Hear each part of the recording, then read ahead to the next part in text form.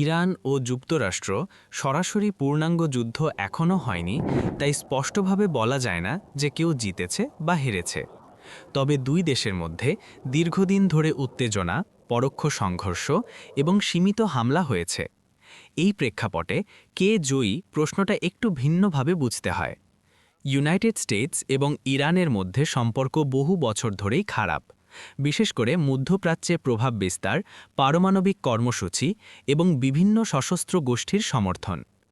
যুক্তরাষ্ট্র প্রযুক্তি, বিমান শক্তি, নৌবাহিনী সব দিক থেকে অনেক এগিয়ে। ইরান সরাসরি শক্তিতে পিছিয়ে থাকলেও তারা অ্যাসিমেট্রিক ওয়ারফেয়ার বা গেরিলা কৌশল, ড্রোন এবং প্রক্সি গ্রুপের মাধ্যমে শক্তিশালী প্রতিরোধ গড়ে তুলেছে। সরাসরি যুদ্ধ হলে যুক্তরাষ্ট্রের জয়ের সম্ভাবনা বেশি, কিন্তু সেটা সহজ বা দ্রুত হবে না। ইরান সরাসরি যুক্তরাষ্ট্রের সাথে বড় যুদ্ধ না করে হিজবুল্লাহ, হুথিজ মতো গোষ্ঠীর মাধ্যমে প্রভাব বিস্তার করে। এতে করে ইরান কম খরচে বড় শক্তির বিরুদ্ধে চাপ তৈরি করতে পারে। যুক্তরাষ্ট্র ইরানের ওপর কঠোর নিষেধাজ্ঞা দিয়েছে, ইরানের অর্থনীতি ক্ষতিগ্রস্ত হয়েছে। কিন্তু ইরান পুরোপুরি ভেঙে পড়েনি, তারা বিকল্প উপায়ে টিকে আছে। কে জয়ী এটা নির্ভর করে আপনি কিভাবে দেখছেন।